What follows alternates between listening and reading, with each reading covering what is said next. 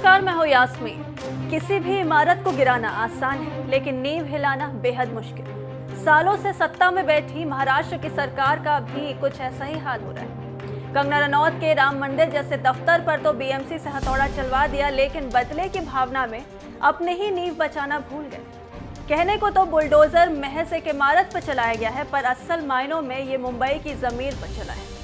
लेकिन इस वक्त महाराष्ट्र की उद्धव सरकार और शिवसेना सांसद संजय राउत की आंखों पर मानो पट्टी पड़ी हुई है। एक के बाद एक अपने तीखे बयानों से संजय राउत कंगना पर वार कर रहे हैं। अब उन्होंने कंगना रनौत के लिए कहा है कि हम बहुत छोटे लोग हैं, इतने बड़े महान व्यक्ति कुछ कह रहे हैं तो इस पर बात करना ठीक नहीं है, जिसके पीछे प्रधानमंत्री कार्यालय, देश की सरकार खड़ी है।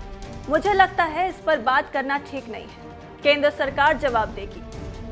संजय राउत का ये बयान उस वक्त सामने आया जब कंगना ने मनाली के लिए मुंबई से रवाना होते हुए ट्वीट किया था कि आज वो दिन है कि जान बची तो लाखों पाए। इसी ट्वीट को लेकर आगे राउत कहते हैं कि मुंबई शहर लॉ एंड ऑर्डर मेंटेन करने वाला शहर है। उस शहर को, इस राज्य को कोई बदनाम करता है तो उस राज्य के लॉ एंड ऑर्डर का सवाल होता है।